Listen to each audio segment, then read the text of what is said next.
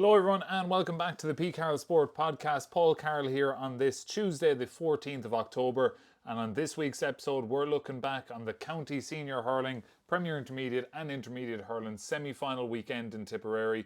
We're going to look back on all the games that happened, we'll look back on my predictions and how wrong or right I was, and we'll go down through the games one by one. We're also going to look back at the relegation finals in the Intermediate, Premier Intermediate and Senior Championship. So as always, if you're new around here, be sure to subscribe to the channel. I make podcasts every week looking back on what's happened in Tipperary hurling and looking forward to what's going to happen in the upcoming weekend. Every week, it's all free. Leave a like if you haven't already. We've been hitting that 100 like mark on all the podcasts in the last month or so. So we're going to keep that target there, 100 likes on the podcast over on YouTube. And if you're listening in on Spotify, there's a video version on YouTube if you do want to watch, if that's your type of thing. So let's get straight into it. Couple of things to mention before we start. If this is the first podcast you've watched in a few weeks, you'll notice the QR code at the bottom of the screen. That's just a friendly reminder, the 1,000 shot challenge that I'm doing. I'll leave a link in the description below. It's taking place Saturday, November the 1st. So if you do want to buy a ticket, you need to do it before Friday, October 31st. So the last day of October, that Friday, you have to buy your tickets by then to give us time to generate the random numbers you get. And it's all in support of Tipperary GAA and my own club, Burgess GAA. If you didn't listen to last week's podcast, a quick 20-second pitch for myself. I'm taking 1,000 shots on the goals from the 65. However many I get is the winning number, and that winning number is going to be worth €1,000. So you can buy a random number on the link below, or you can buy for a fiver, or you can buy 5 random numbers for €20. That'll put your hat in the draw basically. And if I score 702 out of 1,000 shots from the 65, then and you have the number 702, you'll win €1,000. So this is my way of raising funds for the Tipperary GAA Quid Games fundraiser that's happening in December. But again, Saturday the 1st of November, I'll be live streaming it if you do want to watch. And if you're thinking of doing it, get your tickets straight away. Link is below. Any support, greatly appreciated. So I said I just mentioned that at the start, but you are here to hear me talk about the Tipperary Hurling Championship. And yeah, we're down to the finals weekend already. The semi-final weekend is in the past. And in one way, it's kind of hard to believe it's already at this stage of the championship. It doesn't feel all too long ago that we were all reminiscing about the All Ireland final and that podcast, and then a week or two later we're doing the preview podcast for the county championship, and now we're here. There's 2 teams left in each grade. So what are your thoughts on the weekend just gone? The games inside in Stemple Stadium. Let me just fix my lighting there, make myself a bit brighter. There we go. What did you make of the games in Semple Stadium? Did you think they were good games? Did you think they were exciting? How did they go how you expected? And what do you think is going to happen in the finals? Comments below on Spotify and YouTube. Comments always open. I try to reply to all of them. And for me, I thought some of the games, like obviously Lockmore Holy Cross was a little underwhelming. We kind of bigged that game up to be, the game of the championship so far. Holy Cross in such good form. He had this young team against, the reigning champions, the juggernauts of the division in the last couple of years, Lockmore Castellani, with all the experience. How would Holy Cross fare against them? And it was a little bit flat. I'll talk through that game in detail in a few minutes. So that was that game for Nina and Drummond Inch. I was really impressed with Nina. But again, it was another kind of, not that the Lockmore Holy Cross game was one-sided, but this Nina Drummond Inch game was particularly one-sided. I thought it was quite dominant by Nina.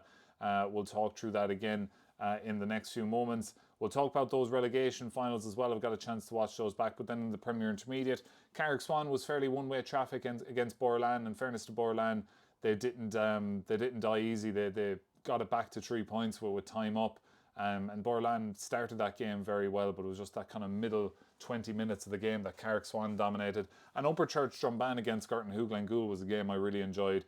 I don't think there was ever more than 2 points between the teams.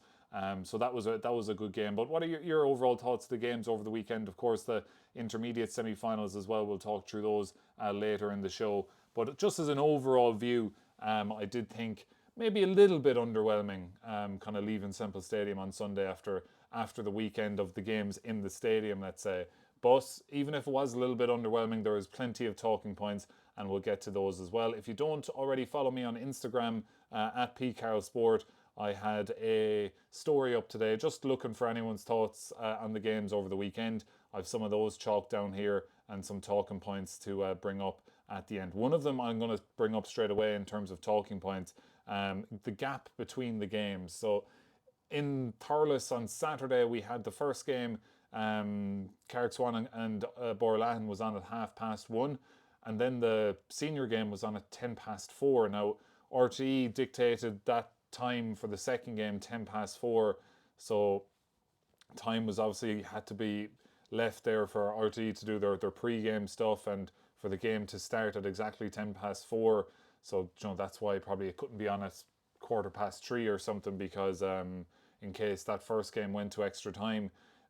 But God, it was tough for the people there, because the first game ended, Carrickswan and Borlan ended at 10-3, and the other game didn't start. I'd say it even ended at 2:45. It was 10-3 by the time I kind of looked at my phone. I was commentating on both those games, so there was an hour and 20 minutes between the games, and it's just a lot of time for people to be sitting around looking at nothing out in the field. So that was a little bit frustrating. And then on Sunday, like Saturday, you had that excuse of, okay, the game's on RTE, and RTE obviously had to dictate, well, not dictate, but they had to decide what time they wanted it to go live for their scheduling, etc.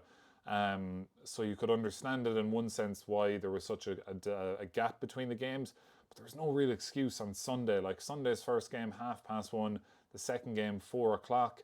And it was just about an hour of a wait, maybe a little bit more between the games. And even if a game went to extra time, that's an extra 20 minutes with everything. It's probably an extra 27-8, call it a half an hour by the time the whistle blows on full time in the normal time and full time and extra time. Call it an extra half an hour if it goes to penalties, an extra 10 minutes, 40 minutes. If it went to penalties on Saturday, it would have still left you with a half an hour to go until the second game. And on Sunday, if the first game went to penalties, it would still leave you with 15-20 minutes for the second game to start. So I just thought it was too long, and it was difficult for people, I'd imagine, if you're in Semple Stadium, just waiting around for that game, because for me, I had bits to do in terms of going down and getting interviews with players and management after the first game. But even at that, I was still trying to put down the time. On Sunday, I was just watching the NFL on my phone, the Jets and the Broncos, which was a fairly shite game, so there wasn't much to watch there on my phone on Sunday afternoon between the games. But yeah, that was just something I wanted to mention. So tighter scheduling would be welcomed. If there's a delay in a game, you can always push a game out 10 minutes and delay the start of a second game in a double header if the first one goes to extra time or something like that. It's not the end of the world. And even at that, you can still have just a shorter gap and you'd still get the full warm-up as normal, as I've said. So right, that's my little rant over on that. But right, let's get into this. We're going to start with that game between Loughmore Castleiney and Holy Cross Ballycal. Loughmore winning it 118 to 15 points, a 6-point win for Loughmore. 6 points was probably the widest margin of the game, so maybe the 6 points doesn't reflect on how close the game was on the scoreboard throughout. But even when Loughmore were 4 points up, it just felt like it was more. It felt like Loughmore, the game was played on their terms. They were the much more comfortable team. It just felt like Holy Cross weren't going to be able to get back into this game, just in the way it was playing out. The early goal was a killer for Holy Cross. Kieran McCormack line ball from the 65 into the edge of the square. Goalkeeper comes out, full back, full forward, all there. There's just a collision of bodies. It hits off someone's hand or shoulder, or it looked like on the replay it hit off someone. When I was commentating, we had kind of credited it with Kieran McCormack that the ball went straight in, but looking back, it looks like it came off somebody, and the ball ends up in the back of the net, and that's in the first 5 minutes. So not the start Holy Cross would have wanted, and they were kind of chasing the game from then, and Loughmore really experienced. And Loughmore, I felt, didn't even hit their full stripes. I must pull up my team sheets on this game, actually, now that I'm here. So the sheet I had when I'm commentating, that's the wrong game. That's Nina and Drum. We'll get to that in a few minutes. right, Lockmore and Holy Cross. So yeah, I have Holy Cross down for 11 wides and Lockmore down for 9, but it was just the manner of some of the Holy Cross wides were very momentum sapping. And it was a day where a young Holy Cross team probably needed a lot of things to go their way, just for belief, and they hadn't been in a semi-final in the senior championship since 1999. You would have liked them to get a good start. I think from a neutral point of view, you would have liked to have seen Holy Cross maybe rattle a goal in or two early and put Lockmore under pressure and blow it up into a real game. Whereas it was a cagey affair, it was low scoring, and Holy Cross were on the perimeter a lot of the game. And what I mean by that is you never saw those penetrating runs from Holy Cross down through the middle, the likes of a Joe Caesar breaking through the middle like we've spoken about so far this year. There was a lot of shots kind of off balance over on the sideline. Owen Craddock, in fairness to him, got a brilliant point over on the sideline. But there was a lot of wides from Holy Cross where you just felt, was that the right shot to take? And when I say they're on the perimeter, they weren't getting in behind the Lockmore defence. They weren't breaking the lines. And I don't know, was that maybe that they were too worried about leaving their man, like a Joe Caesar, if he's on Noel McGrath, is he really going to want to bomb forward and break into the 21 at the far side of the field and leave Noel McGrath free? So yeah, I was just a little bit, disappointed, is that the word? Just that it kind of half felt like Holy Cross didn't have a real go. Now, that's very easy for me to sit here in my my bedroom and say Holy Cross didn't have a go. But in reality, they probably weren't let. Really. Like, this Lockmore team it's probably an underrated defence in terms of Lorcan Egan, Willie Evanston, Ed Maher. I thought Brian McGrath was absolutely brilliant. Now, he was maybe free at times, but he just reads the game so well, and he's so strong and so steady and safe. You rarely see him making a mistake on the ball. Tommy Maher, Owen O'Connell, just very, very solid. You get absolutely nothing easy off this Lockmore defence. So for the likes of the Holy Cross attackers, a lot of them 18, 19 years of age, probably not physically developed enough to get the ball and take on a Lorcan Egan or a Brian McGrath and bust through him and break those lines like I was mentioning. So, that's something that comes with the territory of being a really, really young team for Holy Cross. But in fairness to them, I mentioned that goal really was the killer for them at the start, because they're always chasing the game, and Lockmore just know how to pick the holes in another team with all the McGraths and the Connollys. They just know that if they're in the lead, it's really hard to plug them back. So, but Holy Cross never threw in the towel or anything next to it. They were always still trying, but it just wasn't coming off for them. So it was kind of one of those days kind of thing for Holy Cross. But I did think Carl Barrett had a brilliant game. He was on John McGrath. 50-50 balls coming in. It's always a battle. He was yellow carded, but I don't think John McGrath scored from play. He scored 9 points from frees and 65s. But I suppose the main score from play in the game was Noel McGrath, 4 points from him. And the points he got were such... I think he got 2 before half time to push them into a 2-point lead, 19-10 at the break. And he got 2 kind of in the second half when Holy Cross were... they might get it back to 3, and then Noel McGrath would hit a point and it's back out to 4, or another point and it's 5. It was that kind of game where Holy Cross could never get back level, as you heard Brendan Ryan, their manager, say in the post-match. But for Lockmore, it's job done. You heard all those speaking in the post-match coverage on RT about semi-finals there for winning, and they won it. And Noel McGrath, obviously, speaking to him after, just a big congratulations to him. A daughter born just in the 24 hours before the game. So it's a busy weekend for him, but he's just it's unbelievable to watch Noel McGrath, just how smart he is, how he's able to get on the ball, makes everything look so easy, gets into the right positions, just brilliant to watch. And the score he got just before half-time underneath the newsstand, which is always the far side of the field when I'm watching from the press box in the old stand, just catch, turn, shoot, all in about half a second over the bar from the sideline. That was a brilliant score just before half-time. So Lockmore go marching on. A little disappointed with the game. I have it down there. Robbie Ryan showed great flashes. He was one that was trying his best for Holy Cross throughout. Not that the others weren't, but he was one where things were coming off. He was trying. He had an unfortunate miss from a 21-yard free at the end where you're just hesitant and in two minds, and drove one wide. But he's had a really good year, I thought. But just struggled to get some of them into the game. Like if you look at the Holy Cross scores, Liam Doyle got 2 points in the first half from wing back, some real great long range scores. Joe Caesar got a point. I mentioned Robbie Ryan got 4, but the likes of Owen Craddock got a point, a brilliant one. Mikey Nally was held scoreless. David Fogarty was held scoreless. Tiernan Ryan got 1 point. Dara Woods got 5, a couple of those from frees. Did he get a line ball as well from memory? So not a whole pile of attack and play, and Aidan McGrath, the goals didn't really have a shot to save that I remember anyway. So disappointing in terms of a spectacle, but Lockmore Castellini go marching on into another Dan Breen final. So yeah, I think we're going to leave that game there, just as an overarching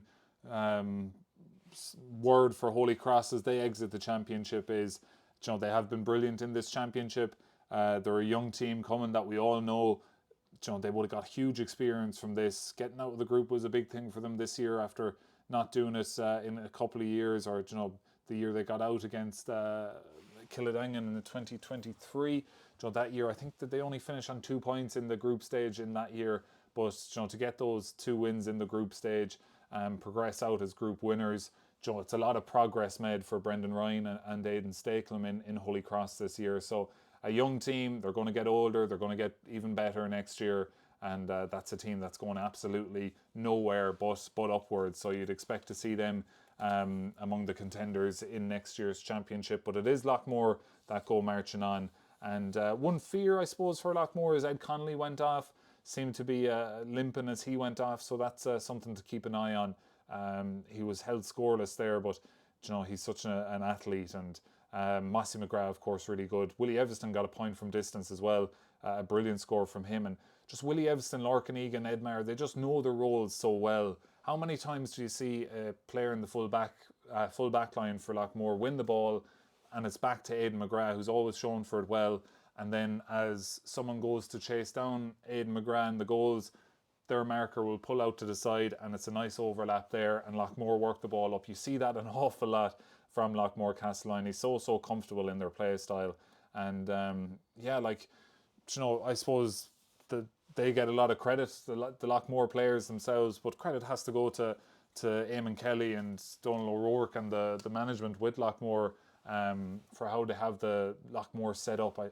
It just seems that everyone is on the same hymn sheet there with that team. So they're into another Dan Breen final, and they're going to be hard bet, as they always are. And joining them in this year's senior hurling final in Tipperary is Nina Airog. For the first time since 2018, they're in the Dan Breen final, looking to win their second ever county senior hurling title. How did they get to the final? They beat Drummond-Inch 120 to 112. Let's get into this one. Of course, I would have predicted Drummond-Inch. Maybe a bit of recency bias from the quarterfinals and seeing them score 7 goals that game. I think, did I say it on last week's podcast, that I have to kind of see it before I can buy in and believe it from Nina? Well, I've certainly seen it now, and I'm certainly a believer in this Nina Rogue team now. I was really, really impressed by this performance from Nina.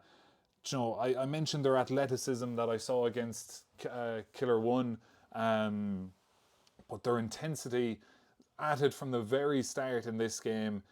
Athleticism everywhere, up in drums' faces. No drum player got any bit of space whatsoever. Man marking, matchups perfect, tactics perfect, and all this without Mikey Heffernan. So Mikey Heffernan didn't play. Ben West starts for him. Ben West got a few points early on, really got him going, and then he finishes off with 1-3. But the work rate from Nina all over the field, every line of this of the Nina team, as I look at it here, you can go down through it. Like Conor Hennessy marking Shamie Callanan. Shamie Callanan, didn't do much from play at all. Jake Donnellan Houlihan, young lad, minor last year with Tipperary. He was deployed as a sweeper early on, and how comfortable he was for a young lad playing that role. Mason Cawley bombing up the field for his point was unreal. Barry Heffernan was just a sensational performance. So composed on the ball, never seems to do the wrong thing with the ball. His striking is really good. Such a good hurling brain. And when he went back into that kind of sweeping role when Drum started going direct in the second half, Barry Heffernan just mopped up everything, and it started to become clear fairly quickly that Drum aren't going to get much purchase off these long balls like they did against Mike Harkey. Nina had a plan in place for it, and they executed it perfectly. And Barry Heffernan was a big part of that in that second half. Conor Ryan and James Mackey in the middle of the field thrown themselves into everything. James Mackey got a point as well in the game. Josh Keller, scoreless in the game, won a couple of frees, but he was everywhere. I'd say the GPS stats for Josh Keller are off the roof, or off the roof. Is that a term? I'm not sure. There's a term there, but I can't think of it. But they're out of this world, I'd say, is probably a better way of putting it. He's up and down the field. The engine on him is unbelievable. You can see. I sometimes think Liam Cahill sees things in players that some people might say. Josh Keller, he's on the tip panel. We didn't see much of him this year. I think he actually played in the league against Wexford, if I remember it correctly. But you can see that what Liam Cahill sees in him is that engine and that modern kind of wing forward in today's hurling, where he's just up and down, work rate, brilliant ball carrier, kind of tall physique that you could build out and turn into a stronger player. A lot of potential there, and I'd say that's what Liam Cahill sees, and he was just up and down the field. Unbelievable engine on him. Great work rate. And then in the forward line, like Philip Hickey just works like an absolute dog throughout the game. He got a big shoulder into the chest from Podge Campion there at one stage, but back up and continued. Adam Carey threw his body around the place as well when he was on the field in that full forward line for Nina. So this is a Nina team that is full of lads just willing to put the shift in for as long as they are able to. And they've lads coming off the bench like Tommy Heffernan, a different profile completely to an Adam Carey. Tommy Heffernan's a bit of a sniper. Like, he will take his chances as they come. He got 2 quick fire points when he came on. Adam Healy, very talented hurler, coming on for Ben West as well late on the game. Sean Phelan on for James Mackey and Adam Grattan on for Jake Donnellan Hoolan were the substitutions there for Nina. And all that without Mikey Heffernan. So I was really, really impressed. It was Nina from the get-go, like 12 points to 5 at half-time, and you were expecting this drum and inch, right? They're going to bring on David Butler and send David Collins to the full forward line, and what's going to happen? We're going to see a few goals, and no, like, they did get a goal through Paddy Canan. It was right after Ben West's goal late in the second half, but it was game over at that point. Any ball Drum sent in long was one knocked to the ground. Barry Heffernan there, Mark Carey sweeping it out. There was just nothing there for Drum and Inch. But even throughout the field, like, a few times we saw that ball go into the middle third, a Drum and Inch player would get it, but Conor Ryan, James Mackey up on him straight away, just making life difficult. And yeah, all I can say is I was really impressed with Nina. I said I hadn't seen it. I hadn't been convinced from what I'd seen when I saw him in person this year. It was against Cashel, I saw him against Thurles, and I saw him against Killer One. So it was a loss and 2 wins in those games. And I hadn't been convinced. Whereas I walked out of Semple Stadium on Sunday thinking, yeah, that was one of the best performances I've seen from Nina in recent years. It was 8 points on the scoreboard, but that was probably a fair reflection, to be honest. 8 points was probably the difference. For Drum, just couldn't get anything going in the forwards whatsoever. 5 points in the first half. I think maybe they could have, a theory could be that they fell into their own trap of, we've been behind in matches before, and then in the second half we pump ball down to the lads and we get the goals and we win the matches. That's what had happened in a few of their games. They made that comeback against Lockmore earlier in the year, albeit a loss in that one.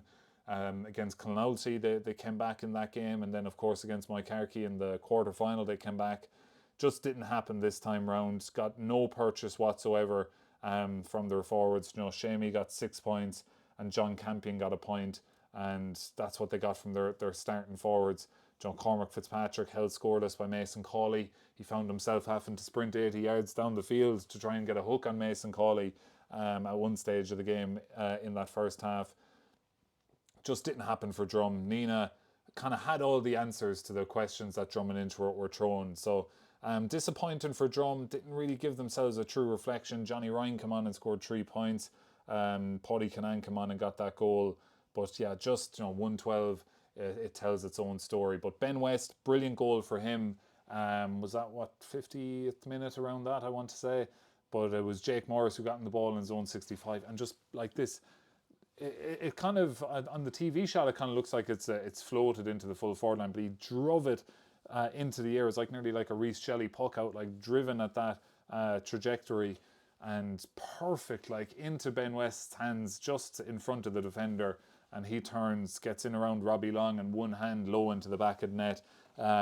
Massive goal there for Ben West. Jake Morris got a couple of points. Philip Hickey got a point. Barry Heffernan, Mason Cawley, James Mackey all got a point. Sam O'Farrell then with 9 points. And Sam O'Farrell, like, I wouldn't have put him down for a free taker, but he was very, very comfortable. He missed one or two, one long range one, which he took on his left, which was peculiar enough, and he missed one other kind of tricky one, but he really didn't put a foot wrong whatsoever. 9 points for him, and that just kind of goes to show, I think, the leadership we all obviously know that Sam O'Farrell has. You know, he's an All-Ireland minor and All-Ireland under-20 winning captain, straight onto the Tip senior panel this year, and you know, the leadership to just, whether he stood up and said I'm taking frees or whatever, he stood up and took them, and no bother at all to him. So brilliant performance from Sam O'Farrell, from both the frees and from play. Just such a clever player. So yeah, really impressed by Nina. Their fitness, they all look so strong. I mentioned it to Hugh Maloney when I was interviewing him after the manager, just how fit, lean, strong, fit that the Nina team looked this year. And he mentioned the work of his brother Noel and John Brennan, and I think, did he say Martin Bennett was the S&C? Just that the work was been put in the background, and you can really see it. Like, it's a Nina team that I'm really excited to see in the county final. Now I hope that Mikey Heffernan is fit, because John, I think Mikey Heffernan is 35. John, he has won it all pretty much, bar Dan Breen. So you'd love to see him be able to tog out at the very least in this final against Loughmore. John, he has won minor, under 21, senior All-Irelands with Tipperary, and intermediate All-Ireland with Tipperary, multiple North Championships with Nina. But that Dan Breen medal is what they all want in Nina. So hopefully Mikey Heffernan is going to be fit for the final. I think it's an AC joint injury, so we'll have to wait and see. But exciting matchup for the final. Nina Rogue against Loughmore Castellini. A repeat of the 2013 final, which Loughmore won by a single point. So, for Nina get a, if you're talking to people in and around, you'd always hear kind of, oh, sure, Nina will blow up, or in a final, or they haven't gotten over the line in these finals before. And that B word that people say in sport that I always hate, when people say, oh, they're bottlers. That's what's been thrown at Nina for the last however long. So I hope for their own sake that they put in a really good performance, because I just hate that label. And they've had difficult losses in county finals. They've one win in 1995, and I think they have 6 final losses. So the record in finals is poor. But I hope they put in a good performance, and I think they will. And let's see if it's enough to beat Loughmore Castellini. But I think Nina will be fully aware of the task at hand with Loughmore Castellini. But I think, unlike Drum or Holy Cross in terms of physicality, I think Nina do have that physicality to match Loughmore. I'd love to see Jake Morris be 100%. I don't know if he's too far off. He played the full 60 minutes there, but hopefully now he can get himself 100% right. Mikey Heffernan and Nina have a real cut at this final. I'd say as the time ticks closer to it, I'll be really, really looking forward to this final in 2 weeks by the time it rolls around. So as I said, hopefully Nina can just put in that good performance, have everyone fit, and we'll have a right county final for everyone here in Tipperary, and I'm sure it'll be on TG Cahir as well. So Nina against Loughmore, deserving winners of their semi-finals, and let's see what happens in that final in 2 weeks' time. How do you think it will go? Let me know in the comments below. If you're 30 minutes into this video and you haven't liked, what are you at? The link below to the 1000 shot challenge. Help a brother out there as I give myself another quick plug. So Nina, Loughmore in the county final. Let's have a look at this relegation final then. I can't believe I've spent half an hour talking about those two games. But right, let's plough on through the rest of these games here. Mullinahone 219, Lura 215. This was an attritional back and forth game. At the start, Sean Kern got a goal chance saved early on. Owen McIntyre was dangerous, as he always is for Lura. So very back and forth first 20 minutes. Owen McIntyre then won a penalty. Kind of ball broke at the edge of the 45, broke into him. He took it on, or maybe the edge of the D. He was brought down, really cynically, kind of absolutely no doubt it was a penalty. And Colin Fogarty nailed it into the corner. 22 minutes gone. That was 1-4 to 6. So that was the score that got Lura into the lead, but Mullinahone responded really quickly. Mikey O'Shea got a point, really unorthodox kind of point. He was under a lot of pressure from close range, and Ono Dwyer scored a goal a few minutes later, so it was a real quick 1-1 for Mullinahone straight after that Lura goal. So that got them back into it. And at half-time it was 1-9 to 1-5 to Mullinahone. I have written down here in front of me, Mullinahone really strong at the back.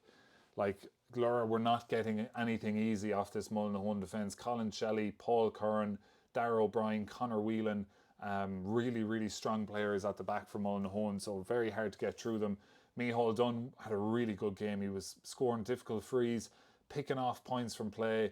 He had a very, very good outing for Mullinahone. And their goalkeeper, Brendan Carney, made a good save. Donnacha O'Mara was on as a blood sub for Michael Dolan, and straight away he broke through on the 45th minute. Was saved out for a 65, and then Mikey O'Shea got a goal a few minutes later to make it 2-15 to 1-10. So that was an important period of play. A big save from Brendan Carney. He also made a really good save from a 21-yard free from Colin Fogarty. It was like Premier League goalkeeper style, dive into his right, hurley high up into the air and knocked it out and gave a big fist bump after making the save.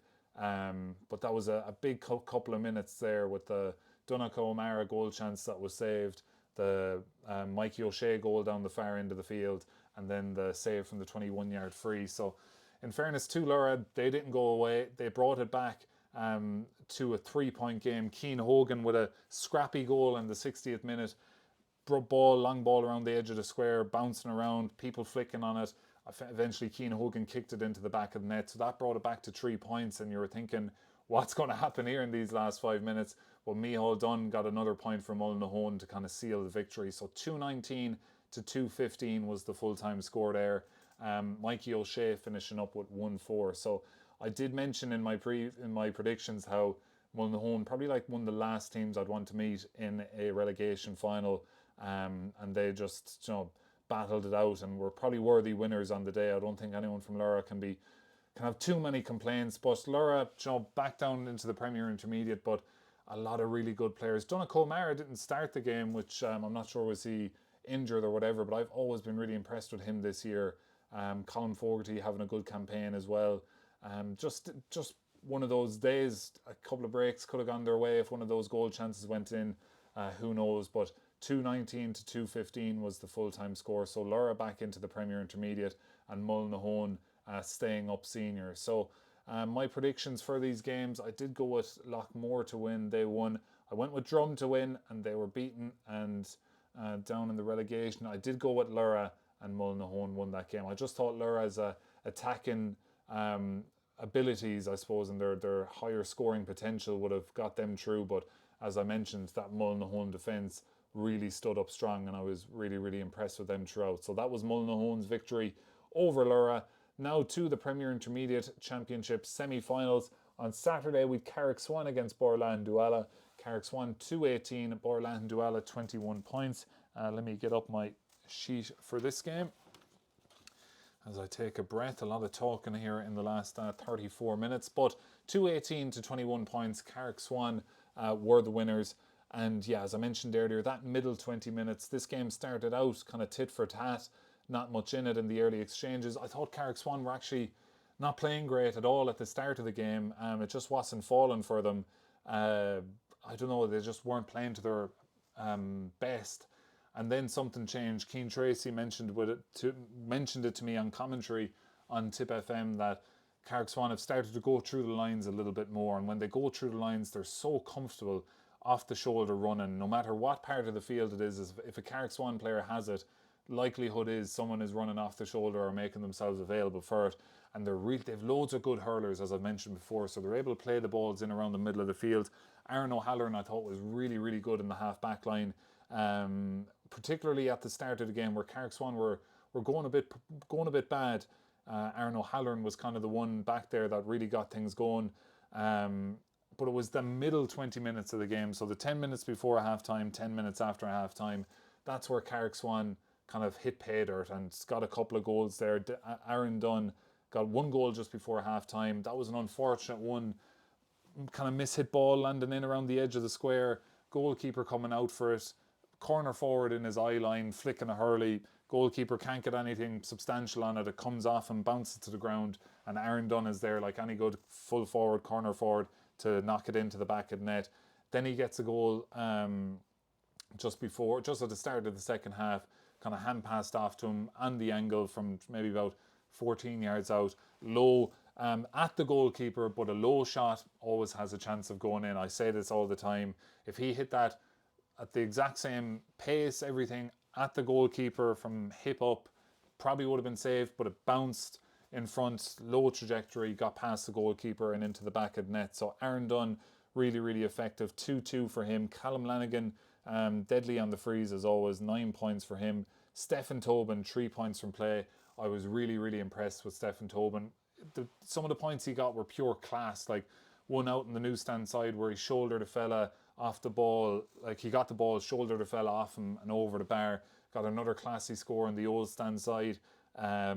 But his work rate throughout, like he was getting hooks and blocks, nearly back in his own full back line. He was up and down the field, which is something class to see, like really positive to see in such a classy kind of forward, that he's able to go up and down the field and put in that work rate. He's not kind of like a hotshot young lad from the tip minors and under 20s who's let the other lads do the work, I'll do the scoring. No, he is doing both. Like, so that's something very good to see for Carrick Swan. From a Borland point of view, Brian O'Go-Dwyer with 4 points could have had what probably would have been the goal of the year, or goal of the championship maybe so far. He catches a ball, hand passes it off, continues his run, gets it back, shoulders Scott Hogan, the fullback, to the ground as he crosses the 14, and he rifles it just over the crossbar. But I was really impressed with Brian O'Go-Dwyer. He actually, I think he done his cruciate against Burgess, my club, in a challenge match in Dr. Morris Park about 2 years ago. So I hadn't seen much of him, but God, he's a physical kind of specimen. And in that first half, he looked unstoppable. He was unbelievable. 4 points on the day for him. I thought James Kirby got on a lot of ball. He finished up with 2 points. Charlie Ryan, middle of the field, getting through a lot of work for Borland. He got 2 points. Tossie Ryan got 11 points. Thought he was kind of quiet in the first half. Then in the second half, kind of any ball he got, you felt like he was firing it over the bar. For Borland, I'm trying to think goal chances. Had they many? Off the top of my head, I can't think of many at the minute, bar that Brian O'Go-Dwyer one in the first half. But it was 8-9 points in it at one stage in the second half, and in fairness to Borland, they kept plugging away, kept getting the points, and they got it back to 3 points late in injury time. And then you're leaving it up to hopefully a long ball going in and finding its way into the back of the net. But in fairness to Carrick Swan, they're the better team, they're deserving winners, and they're back into the stage they were in last year, county final. I have written down on my sheet at the time, 1-3 with no reply just before half-time for Carrick Swan.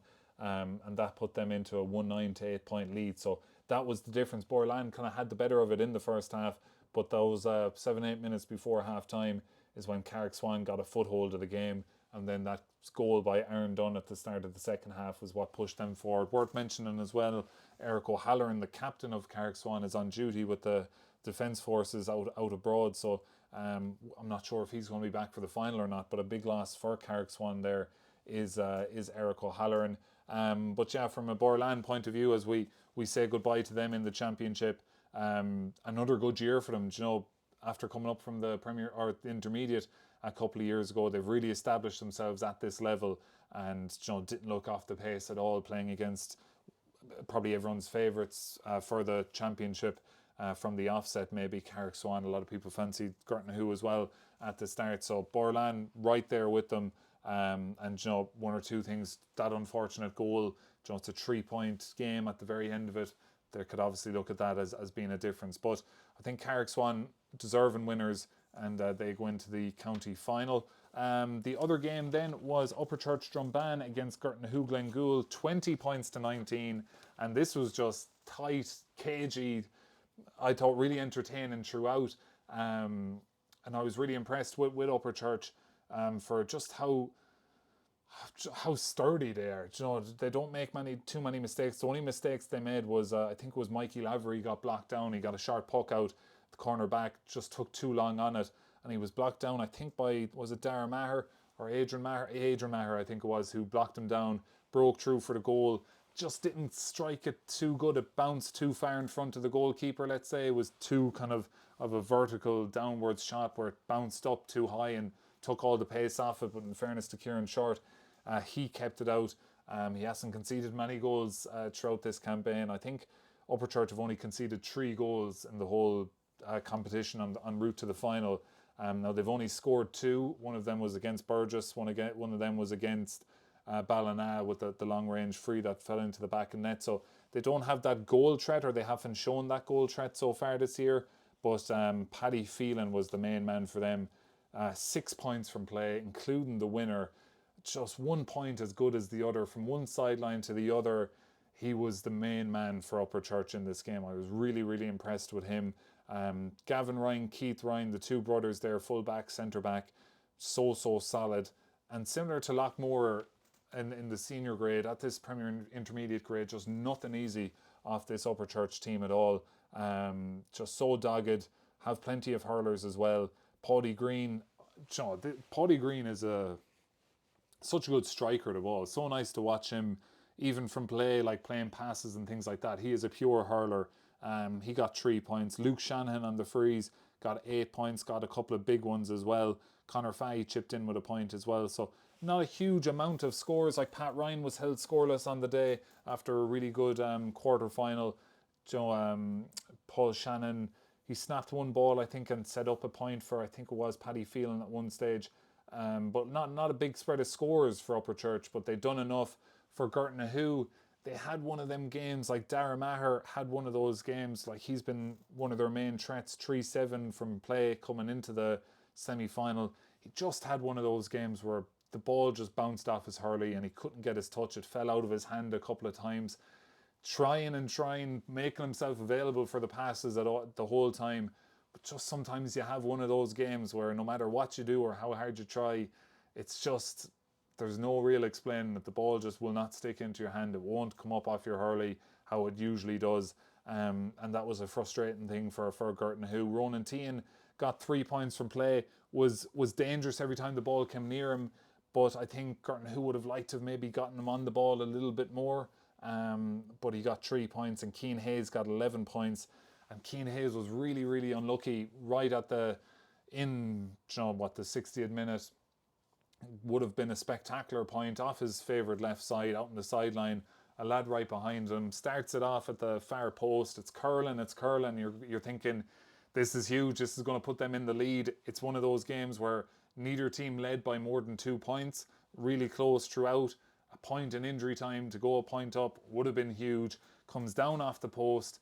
Upperchurch work it up the other end of the field, and Paddy Phelan, just kind of a scrappy kind of piece of play in the middle of the 45. It breaks to Paddy Phelan, back to goal, didn't even look, over his shoulder, spinning over the bar. Brilliant score again from Paddy Phelan, and that proved to be the winner. So 20 points to 19.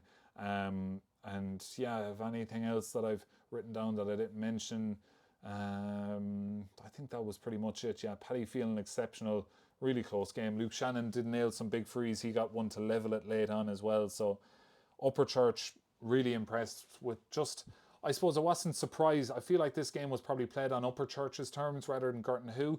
Now I have Gurtnahu down for 11 wides. I have Upperchurch down for 10. I think Gurtnahu went on a streak of wides there in the second half where they could have got 3 or 4 in a row down in towards the town end.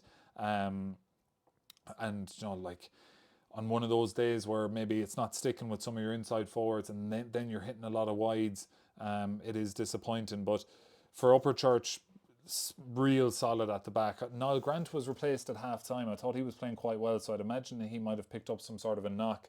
But as I said, Keith Ryan, Gavin Ryan, really solid. Dean Carew, Mikey Lavery, Colin Ryan came on late on and kind of steadied the ship. didn't put a foot wrong. Really impressed with Paudie Green. And yeah, throughout the field, very, very solid from Upperchurch. So they're into a final, and they've proved all year they haven't been beaten in the championship. They drew with Moneygall in the first round, but they haven't been beaten in the championship. That they are really, really hard to beat, and that gives a team a lot of confidence that these close games, they're coming out the winning side of it. Even against Ballina, maybe a bit of fortune went their way that day. That Gavin Ryan's long range free found its way into the back of the net, but that is maybe the luck you need, and they pushed on since then with good wins to get this far. So Upperchurch against Carrick Swan is the final, and that is going to be a really, really hard one to predict. So I'm not going to be predicting these now because I will have a preview podcast next week before the final. But for Girton Who, I went through their scores. It was a puck of a ball. That was it. It's hard for Girton Who back-to-back years losing in the semi-final stage. But that was it. It was a puck of a ball. They were right there with Upperchurch throughout. Few things didn't go their way in terms of wides and that missed goal chance, little things like that. But fair play to Upperchurch Drumban. They go marching on and will be really, really hard to beat. And that's a Premier Intermediate final I'm really looking forward to in 2 weeks' time. Now, let's get to the relegation final. And finally, I have predicted a Burgess win. We have finally done it in the relegation final, beaten Burgess 225, Clonakilty 314.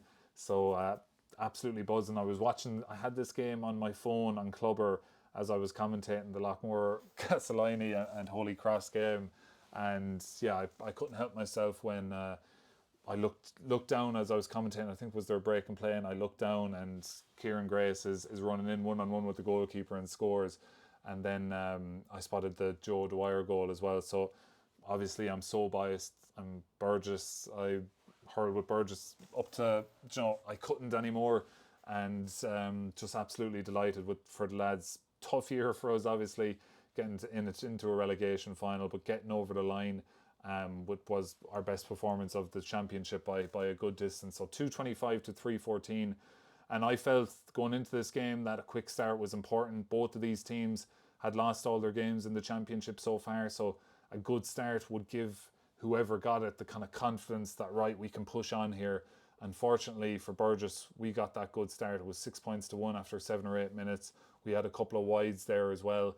Donagh Maher was back. He was centre back. I thought he was really, really good, busting forward, taking passes, 1-2s, getting on a lot of ball. The two Graces, Owen and Kieran, really, really good throughout. Stephen Curran probably had his best game. Scored 5 or 6 points from play. Probably hit a couple of wides as well. He could have probably ended with 1-8 or 9, I'd say, in the game, Curran, but he was really, really good. A positive note for us Burgess folk is Joe Dwyer, who was on the county minor team last year. He had an ankle injury earlier in the year, so he had missed all the championship. He came off the bench for his first appearance at the senior grade, or at the adult grade for Burgess, and he scored 1-1. Scored a brilliant point out on the sideline. His goal was a really good goal in terms of he took his man on and got inside and showed his speed. His shot was probably put it down to a goalkeeping error, but what did he do? He hit it low. If you hit one low, it can take a bad bounce, throw a goalkeeper off and find its way into the back of the net. That's probably what happened there to the Clonakilty goalkeeper on that occasion. And Joe Dwyer won a free as well when he came on, so really, really impressed with him. Keano Dwyer, from a Clonakilty point of view, he scored 3-5. Really impressed with his physique. He's in great nick. The first goal he got was at the long ball where he snapped it and turned and put it into the back of the net. He scored a 21-yard free, and the third goal he got was an absolute, just showstopper. Roofed it from close range. Brilliant goal there. So, all in all, I'm biased. I'm from Burgess. Burgess were the deserving winners here. I don't think that's a controversial thing to say. 13 points to 7 at half time. Keano Dwyer got a goal to start the second half, so brought it back to a 3-point game. But that Kieran Grace goal, 49th minute, made it 120 to 111. That was a 9-point lead. And Joe Dwyer's goal then on the 55th minute made it 221 to 112. So that was kind of game, set, match with that goal from Joe Dwyer. And then Keano Dwyer got a couple of late goals there for Clonakilty. So absolutely buzzing. It's a sickener for Clonakilty. Of course, the year just didn't go their way whatsoever, and they go down to the intermediate grade. But very impressed with Keane O'Dwyer. And I mentioned some of the other Clonakilty players that I've been impressed with throughout the year, like Diarmuid Ryan there at centre back is a very tidy hurler. But we'll move on from that one. Let's go to how I predicted these games. I predicted Carrick Swan. They won that one. I did go with Gartnahoe Glengool, and it was Upperchurch who won that. So that's one right and one wrong. And finally, my correct prediction of Burgess to win has finally come through. So we have won that game, and we'll move on. We'll forget about the year from the Premier Intermediate. It's all focused now on our under-15s who are in the county under-15B hurling final to play Ballybacon Grange there in the coming. I think it could be this weekend. So that's what the club is looking forward to. Of course, the under-21 championship is starting here in North Tipperary next weekend as well. So that's what the attention will turn to now. We'll forget about it from a Premier Intermediate point of view until next year, but great to retain that status. So let's move on now to the intermediate hurling grade. We're 51 minutes. Oh my God, right. Let's plough on. Semi-finals, Golden Kilfeacle 322, Kappa White 220. Golden Kilfeacle getting over the line, getting revenge back on Kappa White after Kappa White stole the West final off Golden Kilfeacle with late goals in that West final. Padraig Dalton got a goal after a line ball from Jack Leamy. This was within the first 10 minutes, Jack Leamy took a line ball and it went in towards the edge of the square. It was knocked to the ground and Padraig Dalton flicked it back in.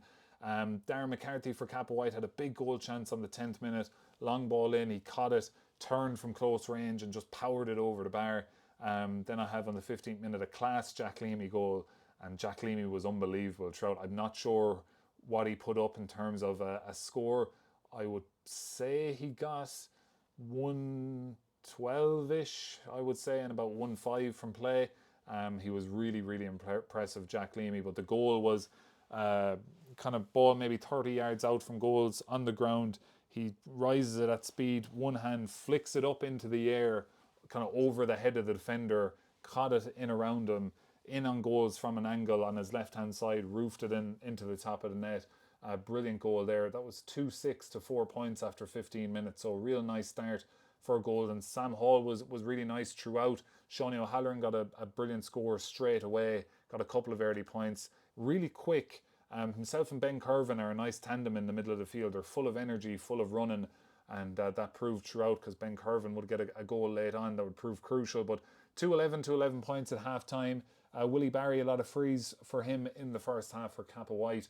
I was impressed with Brendan Murphy throughout. He was kind of busy all game. Connor Martin got his usual few nice points, one or two out on the sideline, kind of where you're like, wow, that there's a high ceiling for Connor Martin that we're all aware of in Tipperary. I'm sure we'll see him in with the tip panel next year again, who's obviously in it this year training away with them along with the under-20s.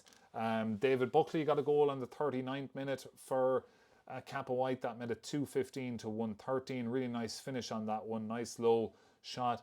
I have written down here a lot of disputed points in this game. 2 or 3 times I think referee Conor Doyle had to go in, kind of speak to his umpires, or a little bit of hesitation, or people on the sideline kind of going crazy that a point had been given or a wide was waved or whatever. So a couple of those I have written down here. Unreal stop on the line from a Kappa White defender. This is from a Jack Leamy goal attempt down in towards the clubhouse end in Cashel. Broke through on the angle on his right hand side this time, hit it hard past the goalkeeper, and someone running back towards their own goal line, kind of diving, kept it out for Kappa White. It was brilliant stuff. And then they went down the other end of the field a minute later, and Darren McCarthy kicked one in from close range. Awkward looking kind of goal because it was bobbling and rolling towards the line and people were kind of swiping at it, but it made its way over the line, and that made it 2-16 to 2-14 after 47 minutes. So I'd say Kappa White or Golden, people were probably thinking, oh geez, we just can't shake these Kappa White lads off. But Ben Curvin got a goal 3 or 4 minutes later. It was Josh Keane got onto the break of a puck out on the 45, and he kind of hand passed it forward into the space where Ben Curvin had just made the starting run, bounced in front of Ben Curvin into his hand, and low across the goalkeeper into the bottom corner, and that was kind of the main score. That made it 3-18 to 2-15, and Golden didn't really look back from that point. So Willie Barry for Kappa White did get a red card in injury time. He just kind of collided and had a bit of a, I'd say himself and Ian Ormond were having a word at each other, and then he just kicked him across the shins, really. So it was a straight red card. The referee saw it. So a red card there for Willie Barry in injury time. So he'll be a loss in the first round next year. I've been really impressed with Willie Barry throughout the campaign. So sickener for Kappa White, similar to Gartnahu. It's back-to-back years of losing at the semi-final stage, which, as we kind of know, is the worst game to lose. Like, losing a final is bad, but losing a semi-final, you don't even get to march around the field before a final. You don't get that pageantry of a final or playing in a county final when you get bet in a semi-final. So commiserations to Kappa White, but they've had another really good year, and no doubt they'll be thereabouts again. But Golden Kilfeacle will go marching on. They've been the team I kind of tipped at the start that I would expect them to maybe win this competition, and they haven't put much of a foot wrong yet, but they're into a final now. They were in one a couple of years ago where they were beaten by Boherlahan, I think, beat them. Yeah, they had a red card in that game as well, and Jack Leamy was unbelievable in that game. So Jack Leamy is someone, I think, from watching that game, where has to get that call from Liam Cahill, I'd imagine, throughout the winter to come in, because he's so much talent. He's physically in brilliant shape. Really, really talented player, and someone that has definitely come on. He was kind of highly touted at underage. He was very, very good at underage, and he was kind of very physical at underage as well. So he was kind of stronger than everyone, and maybe, turning that physicality into the senior game or the adult grade has maybe taken a couple of years, but he's certainly there now, and someone I'd be excited to see in a Tipperary jersey maybe in 2026. Someone else who I'd be very excited to see in a Tipperary jersey in 2026 is Adam Daly. 7 points from play he scored for Knockavilla in their 25 points to 116 victory over Bersicane. And this was just a game where, particularly in the first half, Knockavilla just shot the lights out. First 10 minutes, they had 9 points put over, and 9 points to 3 after 10 minutes. 5 of their starting 6 forwards had been on the score sheet after 12 minutes. Adam Daly had 2 points very early on. He'd 5 points from play in the first half, as I said, 7 in play from total. They even got a good few wides, Knockavilla, in the first half, so they were just getting shots off, particularly in the kind of midfield to half forward line part of the field. Knockavilla were getting on an awful lot of space. You felt they always had time to put their head up and play a ball around, and Bersicane, for whatever reason, were a little bit standoffish, I thought, looking on at the game. 15 points to 7 at the half, and as I've written down here, Bersicane couldn't really get anything going in the forwards, and Knockavilla had time on the ball to play it around. Mike Heenan, though, broke through for goals, scored a lot of goals in this year's championship. Brilliant finish. What type of finish do I like? Low into the corner, and he kind of broke through, and he was one-on-one with the goalkeeper with someone behind him chasing him, and he was in one-on-one for a bit, so it was a real nice finish, and kept his composure low into the corner. That made it 19 points to 1-8 though, so they were really in arrears at the start of the second half. Gary Ryan, in fairness to him, so much talent in his wrists. He put over a few good scores in the second half. Stephen Brown, number 10, the free taker for Knockavilla, was really, really good from both place balls and from play as well. So really, really impressed with Knockavilla in this game. They'll probably be underdogs going in here against Golden, but 2 West teams. It's been played in Cashel, a West Tipperary venue. This has the ability to take on a life of its own. For Bersicane, just couldn't get it going in their forward. Some of their key men just kind of didn't really have the games that we've seen from him so far in this year. So they were chasing the game from the very start. They were 6 points down after 10 minutes, and chasing the game, as I said, throughout the game. But they've had a good year. They've plenty of nice young lads coming in the Larkins, and Kieran Foley there getting back to full fitness, scored a couple of nice points in the game as well. But he definitely scored one nice point that I remember. But for Knockavilla, fair play to Knockavilla. An awful lot was made in the last few years about players they've lost. The lads that have gone in with Cashel, 4 huge losses there. Oren Jones, I think, might have played with them underage, and plays with Arvale Rovers now. That, all these players are really, really, really good players. So to lose all them, but to still have that talent coming through, to bring it to a county intermediate final is really, really impressive. So They're going up against Golden. It's a very young Golden team. I'm not sure if I think I might have forgot to mention Sam Hall, and how good he was. He scored 4 or 5 points from play. Really young player for Golden. Golden are a very young team.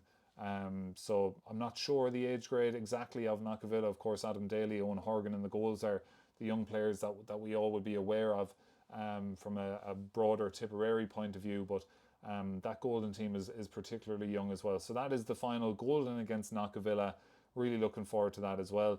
And then we come to the relegation final. Ballybacon Grange 15 points, Drummond 15 points, a draw game. I didn't see when that replay is fixed, but I didn't see this game. I don't think it's on Clubber. I didn't get to really look back or read anything. I'll have a read in the local papers tomorrow and Wednesday when they come out to read back on what happened in this game. But Ballybacon, they just don't go down easy, do they? They're unbelievable. So 15 points apiece is how that one finished, and we're going to have a relegation final replay in the intermediate grade. So that is it. Let's get the predictions there on that. We went with Bursakane to win. They did not win. I got that wrong. I wasn't sure making that prediction at all. If you remember last week's podcast, I went with Golden to beat Kappa White. They did, and I went with Ballybacon Grange to win. That was a draw. So I think, let's see, what did we get for the week? We got Holy Cross. That's 1. We got Carrick Swan. That's 2. We got Golden Kilfeacle, that's 3. We got Burgess, that's 4. So is that right? Let's see, 1, 2, 3, 4. So 4 out of 9. So not great this time round, but that draw was obviously a very close one. Let me just format this up a little bit better. You can all see that you can. So 4 out of 9 this week. That's not good going for our point of view, and that makes it 62 out of 100 and let's see, 62 anyway. Yeah, 62 correct predictions out of 9, and 96 is 105.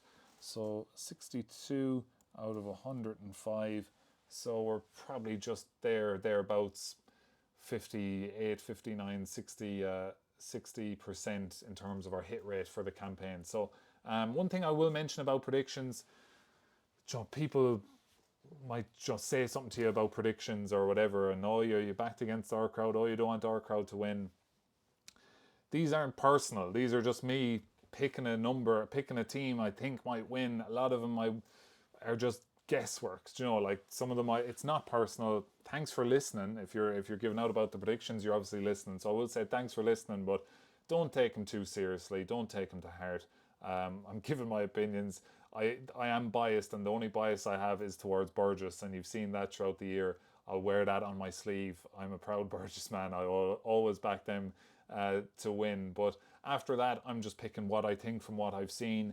You might have seen differently. You do know a lot more about your own club than I do. So don't take them to heart is what I'll say. And I will say thanks for listening. It's good to keep the manners. So let's look at some of the other things that we brought up. So Instagram topics, tip call-ups. Yeah, so we kind of went through some of them already. I've been, Connor Martin is someone who's been in the tip panel, so you might really say him. Aaron O'Halloran was very good with Carrick Swan. Adam Daly, I've been really, really impressed with him. His ability to shoot on the run it's a funny one. He's never standing really to shoot from what I've seen. He's always kind of on the run. He's a great ball carrier, and there's definitely a real player in him. Maybe it might take a year or two to develop in with the tip seniors in terms of getting to that level, but someone certainly definitely worth having a look at. Jack Leamy as well, very impressed with him. I kind of do a kind of end of season review where I give my team of the year and players that deserve a call up. So we'll bank some of those names for that podcast at the end of the club campaign. But from this weekend, certainly those were a couple of players that put their name up. Obviously from a championship-wide point of view, just working off the top of my head, Cormac Fitzpatrick for Drummond Inch, very, very good as well. So I'm not going to go through all the names. We'll get to that on another podcast, but those are some that spring to mind. Another kind of Instagram topic from my stories, at P Carroll Sport on Instagram and Twitter, is someone kind of complaining about the standard of refereeing and to give an honest opinion. My honest opinion is refereeing is very hard. Uh, I've seen thousands of hurling games at this point. I would not want to referee a match. It's really, really hard in the thick of it, and I know playing the game is really hard and players train, so referees should be up to a good standard.